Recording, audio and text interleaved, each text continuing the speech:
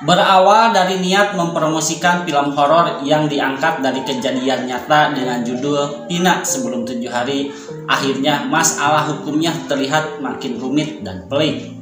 Mungkin tujuan produser film Deraj Kalwani yang kemudian menunjuk sutradara Anggi Umbara mengangkat kisah nyata Pina ke layar lebar karena kisah ini sempat viral pada tahun 2016 di media Facebook. Untuk mengulang efek viral lagi, sebagaimana terjadi 8 tahun silam, pihak film menghembuskan isu bahwa ada 3 orang pelaku masuk dalam daftar pencarian orang alias buron. Upaya memviralkan pelaku yang buron berhasil menyedot perhatian masyarakat sehingga kasus ini viral. Banyak yang mempertanyakan kenapa bisa 3 pelaku buron dengan identitas, alamat yang jelas bisa melenggang dengan bebas selama 8 tahun tanpa bisa terendus keberadaannya oleh aparat. Bahkan pengacara kondang Hotman Paris pun ikut berbicara dengan dibumbui sedikit kecurigaan konspirasi atas kasus Pina, sehingga 3 pelaku buron sangat sulit ditangkap karena justru dilindungi oleh aparat. Kasus Pina semakin populer dibicarakan dalam forum-forum diskusi di ruang media elektronik seperti televisi dan podcast-podcast para influencer. Hampir semua televisi membuat acara, begitu juga podcast di media sosial dipenuhi dengan topik pembunuhan Pina. Diskusi makin hangat dan makin liar ketika pengacara terpidana angkat bicara. Pengacara terpidana tidak bisa menerima bahwa kliennya bersalah dan dihukum pidana penjara.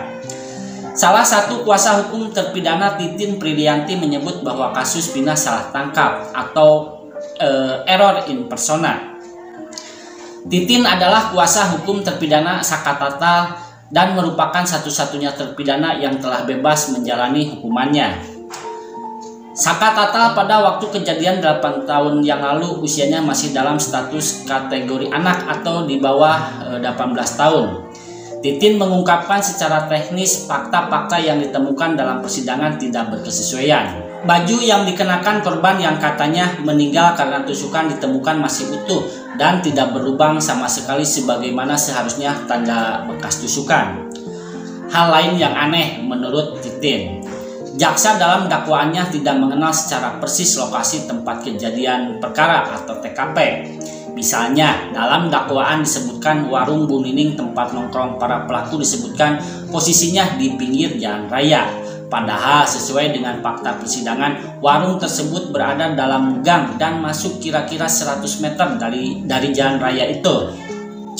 Dengan tidak pahamnya jaksa atas geografis TKP, dapat diduga surat dakwaan hanya merupakan ilusi dan merupakan hasil karangan bebas jaksa penuntut umum. Hal tersebut bisa terjadi karena menurut kuasa hukum Jogi Nainggolan atau kuasa hukum terpidana lain, karena Ibtu Rudiana yang sekaligus merupakan ayah Eki terlalu terlibat dalam kasus menangani kasus ini. Sedangkan Eki merupakan korban yang sekaligus kekasih Pina yang memboncengkan Pina ketika kejadian terjadi. Jadi dalam perkara ini terjadi konflik of interest dari awal ketika terjadi penyelidikan oleh pihak kepolisian. Perdebatan tentang kasus Pina menjadi perdebatan yang liar dan tidak berkejutrungan. Seharusnya perdebatan seperti ini terjadi di dalam ruang persidangan dengan aturan yang jelas serta dilakukan oleh profesi yang berkompeten seperti jaksa, pengacara, dan hakim. Namun perdebatan terjadi di forum-forum di luar pengadilan yang tidak jelas aturan mainnya dan dilakukan kadang-kadang oleh orang-orang yang tidak berkompeten sehingga menimbulkan asumsi-asumsi spekulatif, teori-teori konspirasi yang liar sehingga membingungkan masyarakat. Saat ini ada beberapa isu yang sukar dipertanggungjawabkan beredar yang menyatakan bahwa kasus ini menjadi sulit dan tertutup misteri karena melibatkan anak petinggi polisi. Ada juga spekulasi lain yang mengabarkan bahwa yang terlibat adalah anak bekas bupati yang tersangkut dengan korupsi. Sesuai dengan proses pencarian kebenaran untuk mencapai keadilan, ada perbedaan prinsip antara kasus perdata dan pidana. Dalam kasus perdata yang dikejar adalah kebenaran formil, sedangkan dalam kasus pidana justru yang dicari kebenaran material. Kebenaran material dalam pencarian keadilan dalam kasus pidana merupakan upaya untuk menemukan fakta-fakta yang sebenarnya terjadi dalam suatu kasus pidana. Hal ini berbeda dengan konsep kebenaran formal yang lebih berkaitan dengan kebenaran prosedural dan kepatuhan terhadap aturan hukum, sehingga penekanan pembuktian dalam mencari kebenaran formil lebih fokus kepada surat-surat, khususnya bukti autentik. Dalam pencarian kebenaran material, tujuannya adalah untuk mengungkap fakta-fakta yang sebenarnya terjadi dalam suatu kasus, termasuk identifikasi siapa pelaku tindak pidana, bagaimana tindakan tersebut dilakukan, dan apakah ada bukti yang mendukung atau melemahkan tuntutan pidana. Pendekatan ini menekankan pentingnya keadilan substansial, di mana keputusan pengadilan didasarkan pada fakta dan bukti yang sebenarnya, bukan hanya pada teknis prosedural semata. Sehingga dengan demikian kebenaran material tidak hanya mengandalkan satu bukti, misalnya hanya mengandalkan pengakuan terdakwa saja. Pengakuan terdakwa semata tidak cukup bagi hukum untuk memutuskan seseorang bersalah. Ada adagium yang sering dipegang oleh hakim ketika mengambil keputusan, di mana lebih baik membebaskan 1000 orang yang bersalah daripada menghukum 1 orang yang tidak bersalah. Pencapaian keadilan dalam kasus pidana dengan prinsip kebenaran material menjadi sangat penting karena tujuannya adalah untuk memastikan bahwa keputusan pengadilan didasarkan pada fakta yang sebenarnya dan keadilan yang sebenarnya bagi semua pihak yang terlibat, termasuk terdakwa, korban, dan masyarakat secara luas.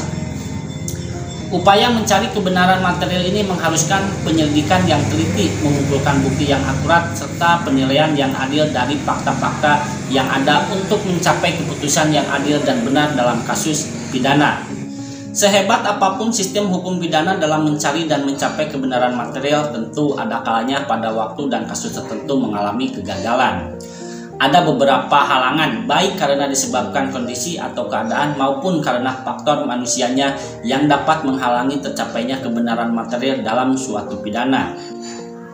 Misalnya, dalam keterbatasan bukti fisik atau saksi yang tersedia dapat menjadi halangan utama dalam mencari kebenaran material dalam kasus pidana. Sebagaimana kita ketahui, dalam suatu peristiwa tindak pidana, pelaku akan selalu berusaha untuk menyembunyikan kejahatannya, yaitu dengan melakukannya tanpa bukti ataupun kalau meninggalkan bukti berusaha dengan seminim mungkin. Jika bukti yang diperlukan untuk membuktikan kesalahan atau kebenaran suatu dakwaan tidak cukup, maka mencapai kebenaran material menjadi sulit.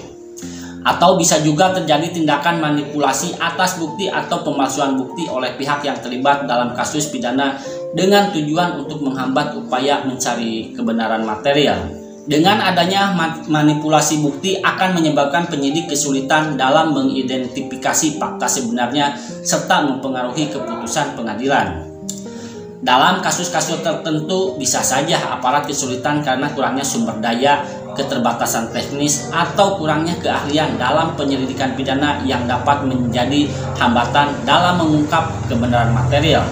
Misalnya dalam kasus-kasus unik seperti kejahatan siber yang membutuhkan keahlian khusus. Bisa juga karena adanya kesaksian palsu, saksi yang menghilang, saksi yang tidak konsisten, atau tidak dapat dipercaya dari saksi-saksi kunci yang ada dalam kasus. Saksi-saksi yang demikian dapat mengaburkan fakta sebenarnya dan menghalangi pencarian kebenaran material. Seperti kasus Pina, pengacara terpidana mencurigai adanya kesaksian palsu atas saksi Dede dan Aep, yaitu orang yang melaporkan kepada Ibtu Rudiana atau ayah korban keberadaan geng motor yang membunuh anaknya.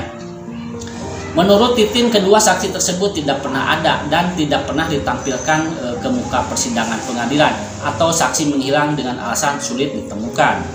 Intervensi atau tekanan dari pihak-pihak tertentu, termasuk pihak berwenang atau pihak-pihak yang berkepentingan, dapat mempengaruhi proses peradilan dan menghalangi upaya mencari kebenaran material. Dalam kasus Pina, menurut pengacara terpidana Jogi Nainggolan, telah terjadi intervensi oleh orang tua korban atau ayahnya Eki, yang juga sekaligus sebagai polisi, yaitu Ibtu Rudiana. Pelanggaran prosedur hukum, misalnya pada waktu penangkapan tersangka atau kekurangan dalam penyelenggaraan proses peradilan, dapat merugikan upaya mencari kebenaran material dalam suatu kasus pidana. Bahkan menurut cerita pengacara terpidana Titin bahwa penangkapan kliennya pada waktu kejadian tidak dilengkapi dengan surat penangkapan yang sah. Penangkapan dilakukan oleh aparat hanya berdasarkan perintah lisan. Upaya untuk mengatasi halang-halangan sebagaimana yang diuraikan di atas memerlukan kerjasama antara berbagai pihak yang terlibat dalam proses peradilan. Penegak hukum yang transparan dan akuntabel serta komitmen untuk menjaga integritas dan keadilan dalam sistem hukum. Masyarakat tentunya penasaran atas segala info yang disampaikan oleh pihak pengacara terpidana, apalagi menurut keterangan para pengacara tersebut bahwa semua keberatan dan argumentasi yang mereka sampaikan sebetulnya telah disampaikan dalam pledoi dan telah mengajukan argumentasi keberatan di sidang pengadilan. Namun hakim mengabaikan semua keberatan tersebut. Sebetulnya masih ada kesempatan bagi terpidana untuk mencari keadilan dan menemukan kebenaran material, yaitu dengan cara mengajukan peninjauan kembali atau PK. Peninjauan kembali atau PK adalah suatu upaya hukum yang dapat ditempuh oleh terpidana atau orang yang dikenai hukuman dalam suatu kasus hukum terhadap suatu putusan pengadilan yang telah berkekuatan hukum tetap dalam sistem peradilan di Indonesia. Berdasarkan Kitab Undang-Undang Hukum Acara Pidana, peninjauan kembali merupakan salah satu upaya hukum luar biasa dalam sistem peradilan di Indonesia. Dengan adanya PK, maka masyarakat berharap mendapatkan gambaran yang jelas dan terang secara hukum tentang duduk perkara kasus Pina, karena akan disidang lagi oleh hakim PK dengan lebih serius, akuntabel untuk mencapai kebenaran material agar terjaga integritas dan keadilan dalam sistem hukum. Cekap sakit heula, hatur nuhun.